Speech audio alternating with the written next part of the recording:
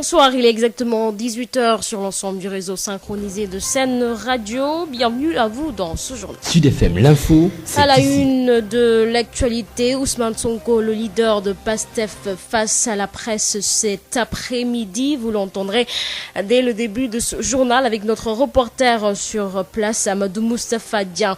Des centaines de manifestants qui ont répondu présent à l'appel du mouvement pour la démocratie, pour la défense de la démocratie.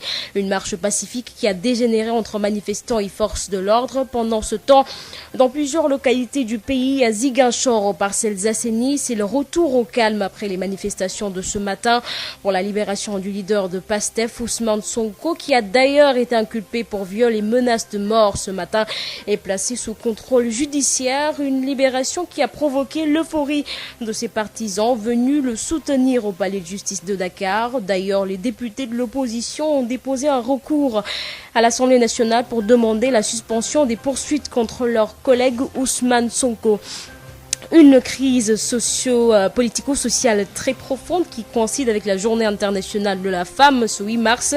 Les femmes invitées d'ailleurs à être les sentinelles de la démocratie afin que le pays ne sombre dans le chaos, préconise l'ancienne députée Hélène Tine. L'actualité, c'est aussi la situation épidémiologique au sein du pays. Le pays déplore 6 nouveaux décès et 102 nouvelles contaminations, dont 75 cas issus de la transmission communautaire. 37 cas graves sont pris en charge dans les services de réanimation. Le point du jour à suivre également dans ce journal.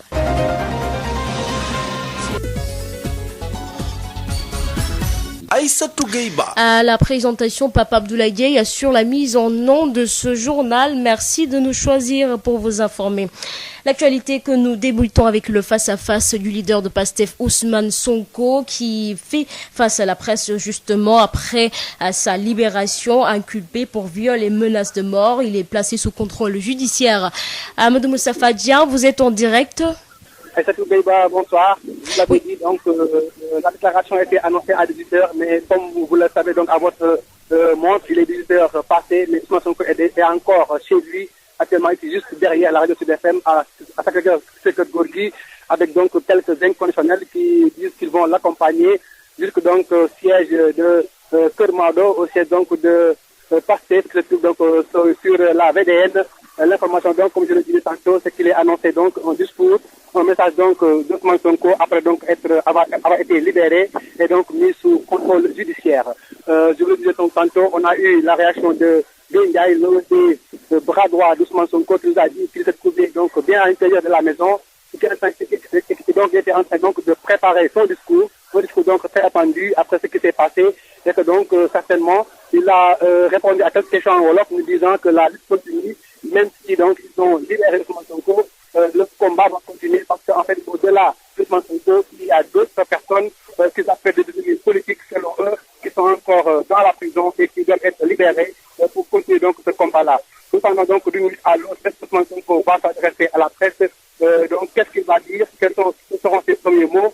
Va-t-il même dire des choses par rapport donc à sa garde à vue et donc ce qui s'est passé par rapport à ces 3 jours ou 2 jours où il est donc resté entre les mains des forces de l'ordre?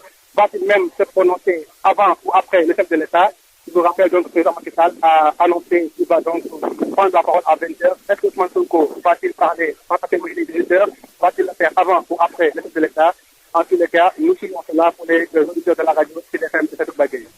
Merci beaucoup, Amadou Moustapha Dia. Vous suivez de très près la déclaration du leader de PASTEF qui, je le rappelle, ne s'est pas encore prononcé. Une déclaration que nous attendons dans quelques instants ou tout à l'heure avec Amadou Moustapha Dia. Nous y reviendrons certainement. Le président de la République, Macky Sall, qui va également faire une déclaration ce lundi 8 mars à 20h. Le président qui compte s'exprimer sur la situation qui prévaut actuellement dans le pays suite aux émeutes qui ont fait une dizaine de morts, plusieurs blessés et des dégâts matériels importants. Le leader de PASTEF qui a bénéficié ce matin, qui a été inculpé pour viol et menaces de mort placé sous contrôle judiciaire. Le député est désormais placé sous contrôle judiciaire après son face-à-face avec le doyen des juges Samba Sall. Il a été inculpé pour viol et menace de mort, je vous le disais tout à l'heure. Une libération qui a suscité la joie chez ses partisans qui ont envahi le palais de justice. Pour ses avocats, c'est la volonté populaire qui a été respectée. Abdoulaye Diop revient sur cette journée au tournoi compte rendu. C'est une explosion de joie pas loin du tribunal dès l'annonce de la libération d'Ousmane Sonko, placé sous contrôle judiciaire.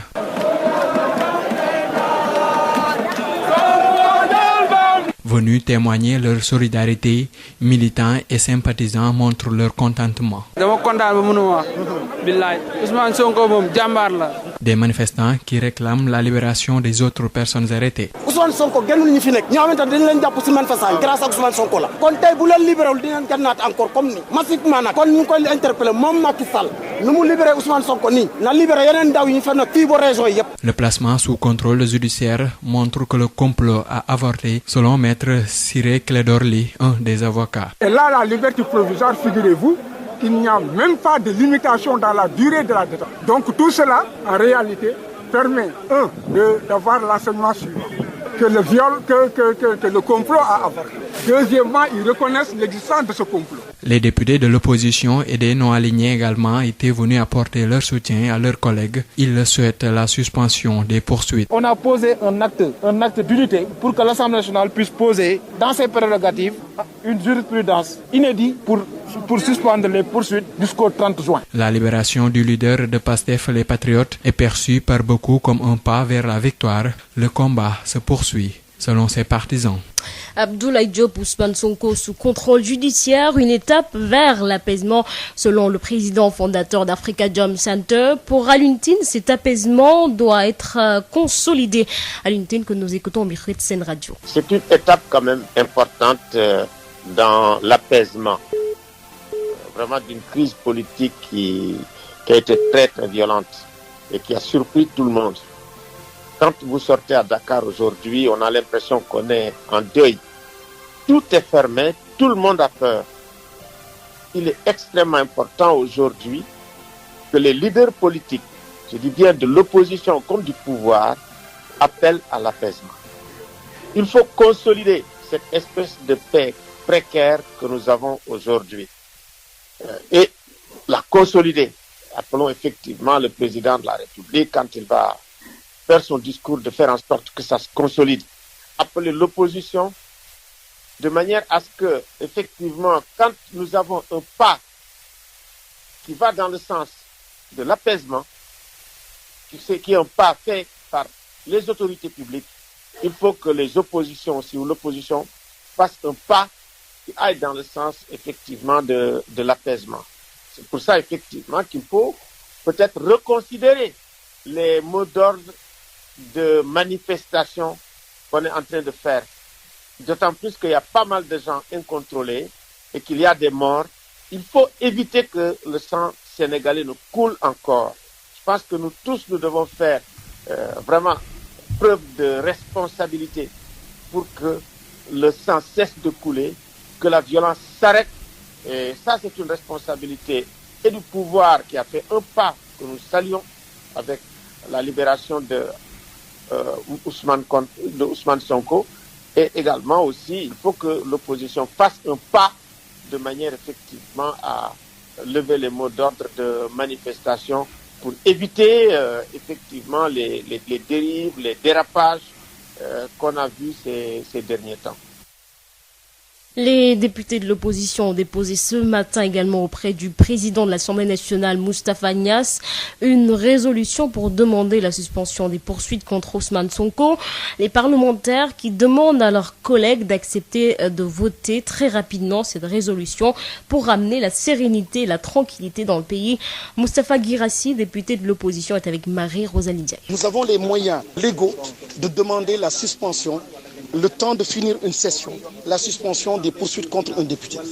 Je rappelle que dans des démocraties comme la France, parce que souvent il y a beaucoup de choses qui nous lient, et en France, de 1874 à 2015-2020 exactement, il y a eu 16 demandes de suspension de poursuites contre les députés. Sur les 16, 15 fois, les députés ont eu gain de cause. Et c'est exactement le même article 52 qui a été mis en avant. Je ne peux pas comprendre qu'en période de trouble, que le Parlement, notre Assemblée nationale, puisse avoir les moyens d'amener la sérénité, qu'on ne puisse pas utiliser ou mettre en avant ce règlement intérieur et ses dispositions. Donc aujourd'hui, nous avons pris nos responsabilités en mettant en avant l'intérêt supérieur de la nation, en sortant des logiques de consigne de vote et de parti, pour demander aux 165 députés de l'institution d'accepter tout simplement de voter en mode de fast-track. Donc cette résolution-là, pour que les demandes, cette demande de suspension puisse être acceptée, puisse être votée. Encore une fois, la suspension ne veut pas dire arrêt. Arrêt, ça c'est du ressort de la justice. Mais la suspension des poursuites, ça c'est de notre ressort. C'est un moyen légal dont nous disposons et c'est une façon aussi d'affirmer notre dignité. Vous savez, l'Assemblée nationale, il faut qu'elle retrouve sa dignité et sa fierté. Il faut qu'elle retrouve son indépendance et son autonomie. En période de guerre, l'Assemblée nationale est incontournable. Il y a des décisions de justice qui peuvent être prises. C'est au niveau de l'Assemblée nationale que des lois peuvent encore être adoptées, votées pour changer donc le cours des choses. L'Assemblée nationale, rien ne peut se faire sans l'Assemblée nationale. Mais elle a perdu de son charme, elle a perdu de sa fierté et de sa dignité. Et aujourd'hui, donc, c'est un appel qu'on lance, pas au nom d'une opposition, mais au nom de la République et de la nation. Les ambassades de l'Union européenne et de ses États ont d'ailleurs sorti un communiqué pour appeler à la retenue, à éviter la violence, à la protection des personnes et des biens, ainsi qu'à une restauration pacifique du calme et du dialogue. Je vous le disais en titre, une journée mouvementée, mais le retour au calme prévaut dans plusieurs localités du pays. Ce matin, à l'UCAD, chaude matinée à l'UCAD entre forces de l'ordre et étudiants. Ces derniers voulaient manifester pacifiquement en dehors du campus social, mais c'était sans compter sur l'accord des éléments de la police. Retour sur ces événements avec Marie-Rosalie Diaye. C'est une matinée très chaude qui a éclaté ce lundi matin à l'université Cheikh Anta Diop de Dakar. Les étudiants ont fait face aux forces de l'ordre plusieurs heures durant. Avant d'en arriver à des négociations, les étudiants voulaient accéder au rond-point pour manifester pacifiquement. Tous les commissaires de police là, ils sont nos promotionnaires. Nous les connaissons faculté. Nous venons de l'Europe. Nous venons de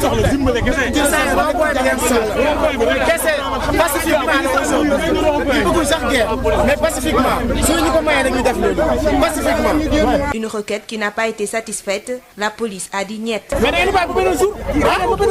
Les étudiants insistent, brandissant leurs arguments. Lundi, le mardi, mercredi. Non, pacifiquement.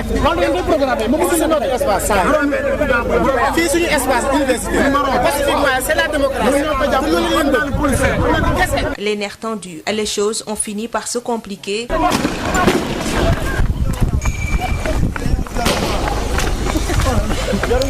Les étudiants, très déterminés à vouloir manifester pacifiquement, se sont farouchement opposés aux forces de l'ordre ce lundi matin, bloquant tous les accès de l'avenue Cheikh Anta Diop. Marie-Rosalie Ndiaye, confusion totale également à Ziguinchor, la gouvernance et autres services publics visés par des manifestants, mais la situation est plutôt maîtrisée actuellement, n'est-ce pas Ignace Ney? Et oui, vous l'avez dit, la situation était tendue, très tendue ce matin à Ziguinchor. Et c'est une déferlante de jeunes qui a convergé au centre-ville où tout était fermé, les boutiques, commerces, banques et même certaines institutions de l'État. Quelques jets de pierre entre jeunes et forces de l'ordre après que les deux parties se regardaient en chien de faïence. Et soudain, les jeunes décident d'entrer dans le centre-ville. La police tente de contenir la foule, mais c'était sans compter la pédagogie par négociation des militaires. Des militaires qui ont finalement convaincu ces jeunes à surseoir à leur menace d'investir le centre-ville. Certains qui ont même tenté de se diriger vers la prison de Ziguinchor ont vite été dispersés par les grenades lacrymogènes des policiers aux aguets. Et puis, lorsque un peu après 11 heures, la nouvelle du contrôle judiciaire de Ousmane Sonko tombe, les jeunes explosent de joie, jubilent, et puis quelques pierres lancées ça et là, surtout dans le bâtiment de la Sénélec qui était juste à côté de l'hôtel de ville de Ziguinchor. Ces jeunes, des milliers de jeunes vraiment mobilisés ce matin quitte les lieux, la tension baisse et Ziguinchor reprend le cours normal de sa vie après une chaude matinée. La ville reprend son cours normal. En direct de Ziguinchor, Ignace Dey pour la radio Sud FM. Merci à vous, Ignace Ndeye. Je vous le dis en titre, la journée mondiale ou internationale de la femme célébrée ce 8 mars dans un contexte de crise politico-sociale très profonde, très tendue. Une dizaine de morts recensées dans les manifestations contre l'arrestation du député Ousmane Sonko. La Covid-19 qui continue également de faire des victimes. Tant de mots, l'ancienne députée Lentine invite les femmes à être les sentinelles de la démocratie et la croix par laquelle le fil du dialogue va passer pour que le pays ne sombre pas dans la débauche. Lentine est avec Biramadjai. Je pense que c'est une fête aujourd'hui très spéciale, marquée par une crise politique aujourd'hui qui fait que nous ne pourrons pas la célébrer, marquée par une crise sociale profonde avec ce que nous vivons et même marquée par un deuil parce que 7 enfants qui sont morts dans ces manifestations, ce sont nos enfants. Donc nous ne pourrons pas célébrer, nous sommes endeuillés. Quel est le rôle de la femme dans cette situation de crise au Sénégal? Et les femmes, en fait, constituent les personnes les plus vulnérables dans ces contextes-là. Avec leurs enfants, nous avons vu que c'est nos enfants qui sont morts. Cette crise va encore approfondir les inégalités sociales, va encore approfondir la crise économique que nous vivons de plein fouet. Et c'est les femmes qui sont en fait les premières victimes parce que c'est souvent elles qui sont appelées à faire face pour que les familles puissent en tout cas tirer leur épingle du jeu dans des contextes de crise. C'est pourquoi je lance un appel à mes sœurs dans le cadre de ce 8 mars. Je lance un appel à toutes les femmes sénégalaises pour que nous puissions être les sentinelles, nous puissions être les sentinelles de la démocratie, mais de façon pacifique, mais que nous puissions protéger nos enfants, que nous puissions être en fait la croix par laquelle le dialogue va passer pour que notre pays ne sombre pas, pour que la paix revienne dans notre pays, parce que sans paix, nous ne pourrons pas éduquer nos enfants, nous ne pourrons pas les voir grandir, et nous ne pourrons pas avoir un pays stable. La coordination des femmes du collectif Nyolang profite de la journée mondiale de la femme pour dénoncer l'arrestation arbitraire, illégale et abusive des femmes juste parce qu'elles ont participé à une marche dans l'affaire Ousmane Sonko à Dissar. La coordination exige l'élimination de toute forme de discrimination à l'égard des femmes, la criminalisation de la mutilation génitale, mais aussi de nouvelles législations et de réformes constitutionnelles généralisant le juste accès des femmes à la vie politique. Elles invitent des femmes sénégalaises à rejoindre les forces vives de la nation pour dire non à l'injustice et défendre la démocratie. 18h18 sur l'ensemble du réseau synchronisé de Sen Radio et nous parlons de la situation épidémiologique au sein du pays. Le taux de transmission s'établit à 8,31% avec une baisse du nombre de tests effectués. 6 décès et 102 nouvelles contaminations ont été signalés par le ministère de la Santé et de l'Action sociale, dont 75 cas issus de la transmission communautaire. Les 30 sont identifiés à Dakar et les 45 autres dans les autres régions du pays. 37 cas graves sont pris en charge dans les services de réanimation. Plus de 4000 patients sont toujours sous traitement. Les précisions du directeur de la prévention au ministère de la Santé et de l'Action sociale, Dr Elias Mamadou Ndiaye. Sur 1227 tests réalisés, 102 sont revenus positifs, soit un taux de positivité de 8,31%. Les cas positifs sont répartis comme suit. Nous avons eu 27 cas contacts suivis par nos services. Aucun cas importé n'a été enregistré. Et 75 cas issus de la transmission communautaire ont été répertoriés et répartis comme suit. Dans la région de Dakar, nous avons 30, dont 4 à Diamniadio, 3 à Dakar Plateau, à Yoff et à Kermassar, 2 aux Parcelles Assainies à Guédiawaye, 1 au Point E, Niary Tally, Fann Résidence, Cité Biagui, Cité Murtada, Almadies, Mermoz, Nord Foire, Sicap Foire, Keur Mbaye Fall, Thiaroye, Rufisque et Keur Ndiaye Lo. Dans les régions, nous en avons 45, dont 14 à Saint-Louis, 9 à Tamba, 4 à Kédougou et à Kolda, 2 à Diourbel, Saly, Mbour et Sokone, 1 à Fatick, Linguère, Somone, Thiès, Tivaouane et Ziguinchor. 310 patients suivis ont été contrôlés négatifs et déclarés guéris. 37 cas graves sont pris en charge dans nos services de réanimation. 6 décès ont été enregistrés ce dimanche 7 mars 2021. L'état de santé des autres patients hospitalisés ou suivis dans les domiciles est jugé stable. À ce jour, 35 959 cas ont été déclarés positifs, dont 39 915 guéris, 925 décédés et donc 4 118 patients sous traitement. Le ministère de la Santé et de l'Action sociale présente ses condoléances aux familles éplorées et souhaite un prompt rétablissement aux patients encore retenus dans nos services ou ceux qui également sont suivis dans les domiciles. Nous rappelons également que depuis le début de la campagne de vaccination contre la Covid-19, un total de 65 037 personnes ont été vaccinées sur l'étendue du territoire national. Sud FM vous transporte partout au Sénégal et dans le monde. Sud International. Et nous reparlons de l'affaire Ousmane Sonko Adji Sarr qui défraie la chronique jusqu'en Guinée-Conakry. Des Sénégalais qui résident en Guinée haussent le ton et exigent la libération de l'opposant Ousmane Sonko. Ils menacent même de manifester devant l'ambassade du Sénégal en Guinée. La correspondance de Amadou Ribari. Ces Sénégalais suivent de près l'évolution de l'actualité de leur pays qui reste focalisé sur les manifestations meurtrières causées par l'arrestation du leader du PASTEF accusé de viol. Youssouf Ndao et plusieurs autres de ses compatriotes expriment leur révolte et accusent le président Macky Sall de vouloir se maintenir au pouvoir. Ça me fait vraiment mal parce que c'est notre démocratie qui est menacée. C'est pour cela que la résistance s'impose. Macky Sall se cache aujourd'hui derrière la justice pour sacrifier ses adversaires politiques. Ce qu'il est en train de faire là, liquider ses adversaires potentiels, ça c'est pour préparer le troisième mandat. Tout le monde est dessus de Macky Sall. Youssouf Ndao pense donc que tout est fait pour briser la carrière politique de celui qu'il considère potentiel successeur de Macky Sall. Il avait commencé par Karim Wade, ensuite Khalifa Sall, aujourd'hui c'est Ousmane Sonko. On ne va plus accepter ce genre de situation. Je lance un appel à toute la communauté sénégalaise qui vit en Guinée de rejoindre ce combat pour notre démocratie. Ce fondateur du mouvement Aar-Sunu Démocratie estime que l'opposant est victime de cabales orchestrées par le président sénégalais.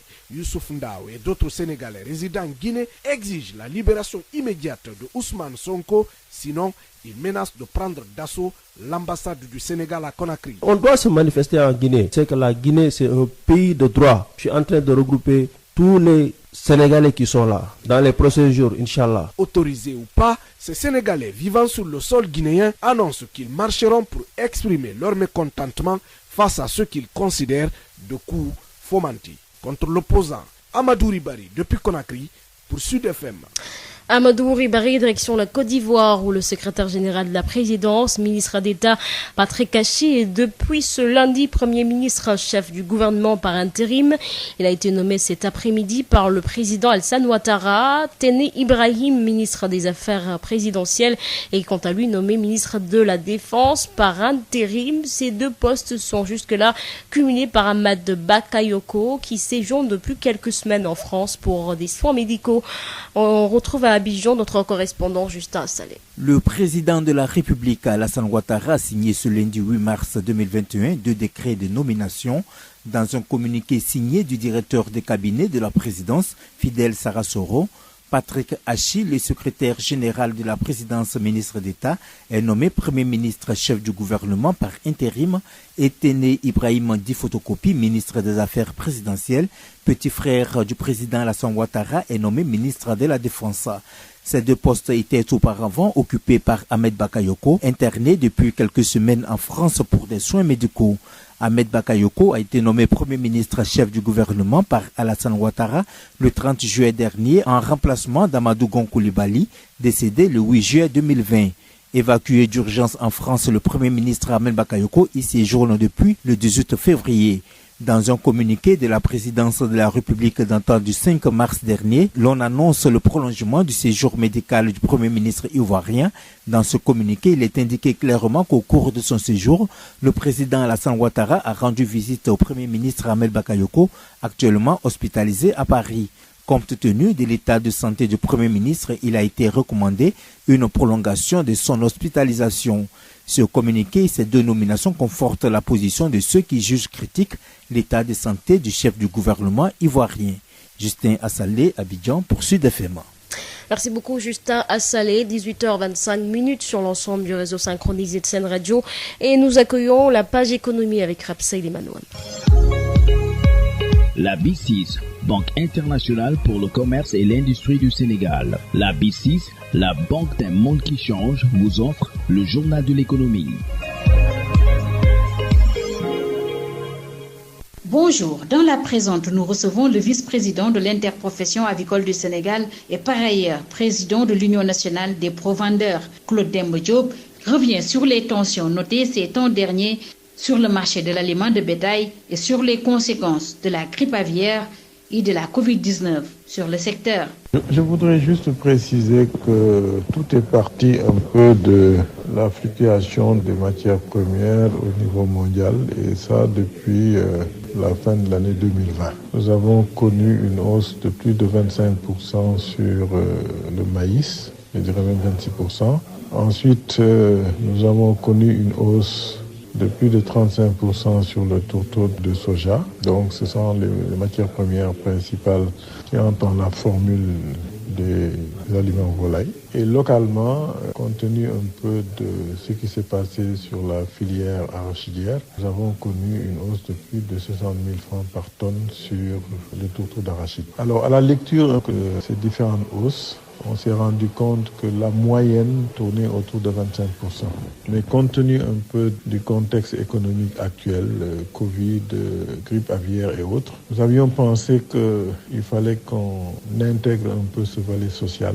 L'Union nationale des provendiers, après discussion, a compris qu'il fallait juste se limiter à 10% de hausse. Naturellement, quand ces chiffres ont été annoncés, à savoir 1500 francs sur tous les produits volailles, ponte et chair, les producteurs se sont opposés un peu à cette augmentation et le ministère du Commerce a jugé utile de venir discuter avec tous les acteurs pour trouver un consensus et voir dans quelle mesure on pourrait atténuer cette hausse qui était inéluctable. Au finish, l'État nous a demandé de se limiter à 750 sur l'aliment volaille avec comme promesse de pouvoir jouer sur les droits de douane. Et nous espérons que la suppression des droits de douane devrait permettre aux industriels de pouvoir supporter les différentes hausses des matières premières.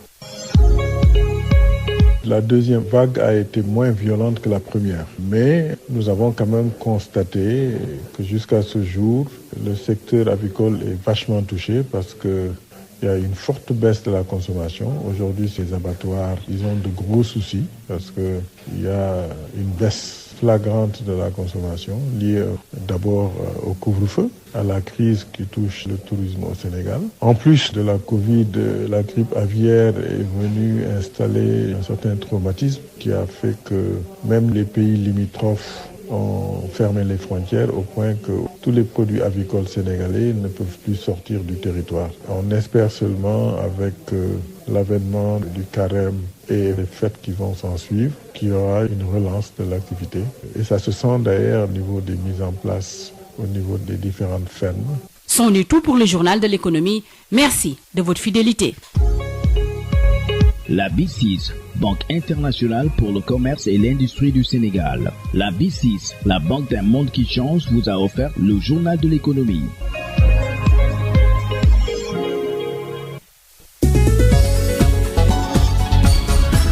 Aïssatou Gueye-Ba. 18h29 sur l'ensemble du réseau synchronisé de Sen Radio et c'est la fin de ce journal, le rappel des titres. À l'instant, le face-à-face du leader de Pastef Ousmane Sonko avec la presse qui n'a pas encore débuté. Une déclaration du leader de Pastef à suivre en direct sur l'ensemble du réseau synchronisé de Sen Radio. Notre correspondant ou notre reporter sur place, Amadou Moustapha Dia, Ousmane Sonko, qui a d'ailleurs été inculpé pour viol et menaces de mort, ce matin est placé sous contrôle judiciaire. Une libération qui a provoqué l'euphorie de ses partisans venus le soutenir au palais de justice de Dakar. D'ailleurs, les députés de l'opposition ont déposé un recours à l'Assemblée nationale pour demander la suspension des poursuites contre leur collègue Ousmane Sonko. Cet après-midi, à la place de l'obélisque, des centaines de manifestants ont répondu présents à l'appel du mouvement pour la défense de la démocratie, une marche pacifique qui a dégénéré entre manifestants et forces de l'ordre. Pendant ce temps, dans plusieurs localités du pays, Ziguinchor aux Parcelles Assainies, c'est le retour au calme après les manifestations de ce matin pour la libération du leader de PASTEF. Une crise politico-sociale très profonde qui coïncide avec la Journée internationale de la femme célébrée ce 8 mars. Les femmes invitées à être les sentinelles de la démocratie afin que le pays ne sombre dans le chaos, préconise l'ancienne députée Hélène Tine. L'actualité, c'est aussi le point sur la situation épidémiologique au sein du pays. Le pays déplore 6 nouveaux décès et 102 nouvelles infections, dont 78 cas issus de la transmission communautaire, 37 cas graves pris en charge dans les services de réanimation. Vous avez suivi le point du jour avec le docteur Elhadj Mamadou Ndiaye. Voilà, c'est la fin de ce journal. Merci de l'avoir suivi. Merci également à Papa Abdoulaye Dieye qui en a assuré la mise en onde. À 21h, retrouvez Adam John pour le prochain bulletin d'information en Wolof, bien entendu. Dans un instant, votre rubrique Sud Nutrition avec le docteur Bintou Chersek et Marie-Rosalie.